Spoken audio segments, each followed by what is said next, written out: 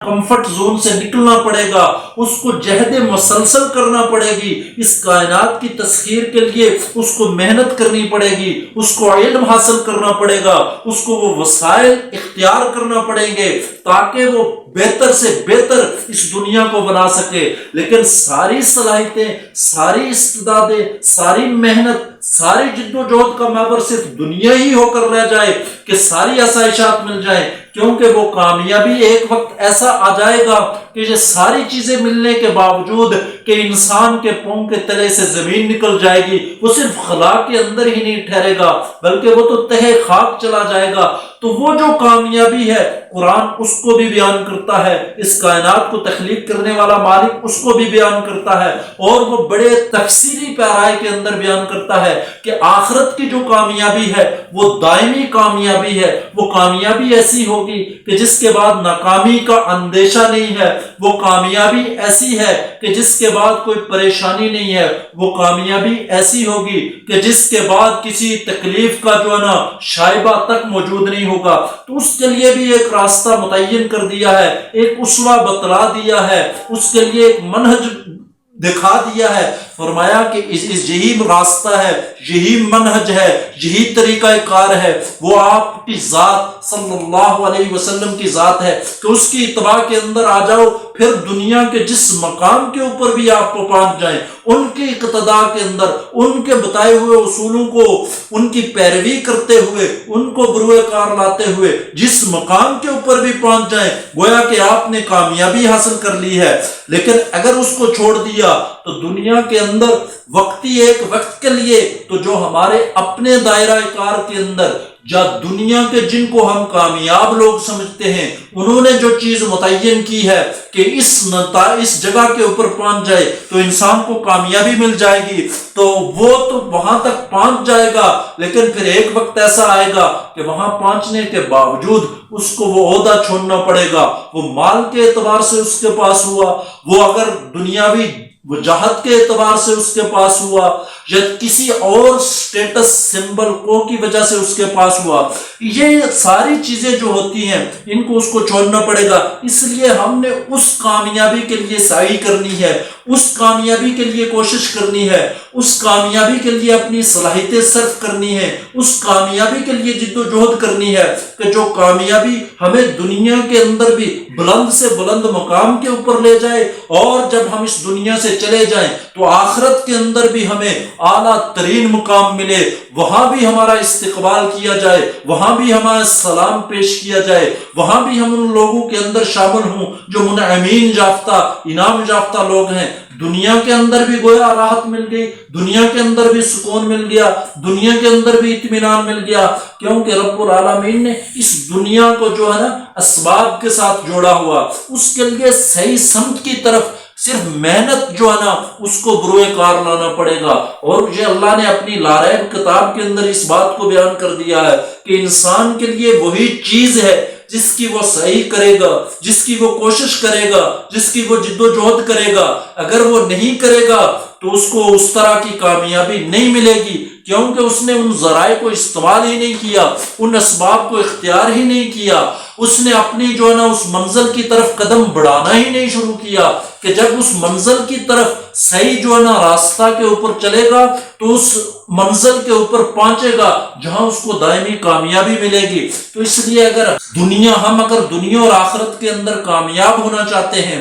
تو اس بات کا جو سب سے بڑی اور بنیادی بات ہے کہ ہم اپنے علم کو روزمرہ کے مطابق اس کو جدید سے جدید تر بنائیں، اس علم کو سیکھیں، اس کے اوپر عمل پیرا ہوں، اس کو زندگی کا حصہ بنائیں، اور زندگی کا حصہ بنا کر اس علم کو عام کر دیں، اس کو دوسروں تک پہنچائیں، دوسروں کو اس کے اوپر عمل پیرا ہونے کے لیے تیار کریں۔ گویا کہ یہ ایک قافلہ بنتا جائے گا، ایک فرد کھڑا ہوگا، اس کے ساتھ اور افراد آئیں گے، اور افراد اس کے ساتھ ملتے جائیں گے، گویا کہ وہ تنہا چلا تھا لیکن پھر قافلہ بن گیا۔ اس سے کیا ہوگا کہ معاشرے کے اوپر اثر پڑے گا، اور معاشرہ کیا ہوتا ہے؟ کسی قوم کا حصہ ہوتا ہے۔ گویا کہ اس نے بنیاد رکھ دی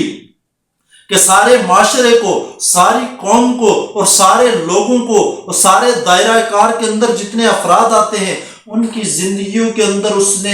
تبدیلی لانی ہے، اور اس تبدیلی کے لیے سب سے پہلے اس نے اپنی ذات کے اندر تبدیلی لانی ہے، اور اپنی ذات کے اندر تبدیلی لانے کے لیے جو بنیادی چیز ہے، جو ابتدائی شرط ہے جس کے اوپر چل کر وہ کامیاب ہوگا، کہ سب سے پہلے وہ اپنی ایک منزل کو متعین کر دے کہ میں نے جس جگہ پہنچنا ہے اس کے لیے یہ اسباب ہیں، ان اسباب کو اختیار کرنا ہے، پھر وہ بلا خوف، پھر وہ بلا تردد، پھر بغیر کسی پریشانی کے ہر اذیت، ہر تکلیف کو وہ برداشت کر لے، لیکن وہ اس کی یہ سعی ہونی چاہیے کہ میں نے اس منزل تک ضرور پہنچنا ہے۔ جب وہ اس طور پر کوشش کرے گا، جب وہ اس طور پر ہمت کر کے چلے گا، تو پھر اللہ تعالیٰ بھی اس کے لیے راہیں ہموار کر دے گا، کیونکہ رب فرماتا ہے کہ جو میرے راہ کے اندر کوشش کرتے ہیں، جد و جہد کرتے ہیں، تو ہم ان کے لیے راستے کھول دیتے ہیں۔ تو راستہ اسی کے لیے کھلے گا جو آدمی محنت کرے گا،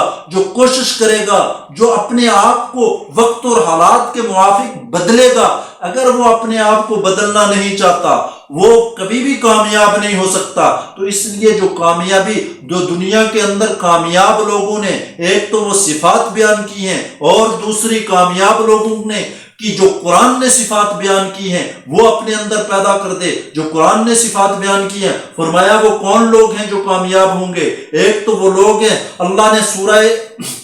مومنون کی ابتدائی آیات کے اندر ان کی کچھ صفات بیان کر دی ہیں، فرمایا کہ یہی لوگ کامیاب ہوں گے کہ ان کے اندر جو پہلی صفت ہے کہ وہ اللہ کے اوپر ایمان لانے کے بعد اس کے احکامات کی بجا آوری کے اندر ہر کوشش کرتے ہیں اور ان کو بجا لاتے ہیں۔ ان کے اندر وہ نماز پڑھتے ہیں، وہ سچ بولتے ہیں، وہ عفائے عید کرتے ہیں، وہ دیانت دار ہوتے ہیں۔ فرمایا وہ کسی کو دھوکہ نہیں کرتے، وہ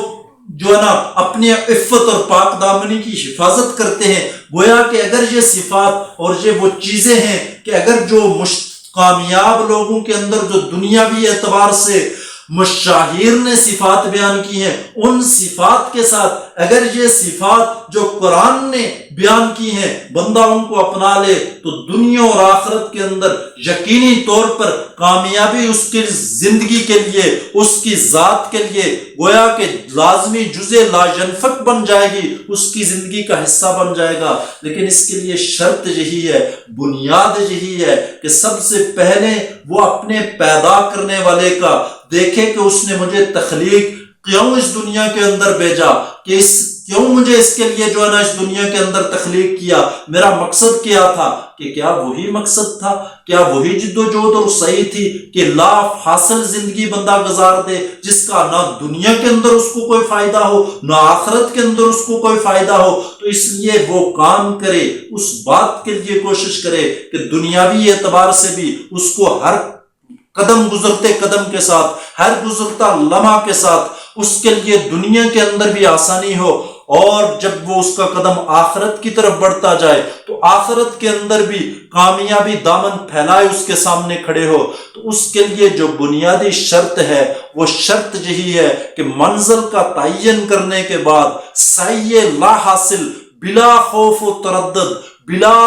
پریشانی، بلا مشقت، کہ ایسی کوشش کرے کہ گویا کہ میں نے اس مقام تک پہنچنا یقینی ہے، میں کامیاب ہو جاؤں گا۔ اور رب بھی یہی فرما رہا ہے اپنے محبوب کی زبان سے کہ بندہ میرے لیے جس طرح کا گمان رکھتا ہے میں ویسا اس کے ساتھ معاملہ کرتا ہوں۔ تو اگر ہم یہ گمان رکھیں گے کہ اللہ ہمارے لیے دنیا کے اندر بھی کامیابی پیدا کرے گا اور آخرت کے اندر بھی کامیابی دے گا، تو یقینی طور پر اور اس کے لیے ہم منزل متعین کر کے جد و جہد کریں گے، کوشش کریں گے، اپنی صلاحیتوں کو صرف کریں گے، تو یقینی طور پر دنیا اور آخرت کے اندر مجھے اور آپ کو یقینی کامیابی ملے گی۔ گویا کہ یہ وہ بنیادی اصول ہیں کہ جن کے اوپر بندہ عمل پیرا ہو کر اپنی دنیا کو بھی بہتر بنا سکتا ہے اور عبدالآباد زندگی کے اندر بھی کامیاب ہو۔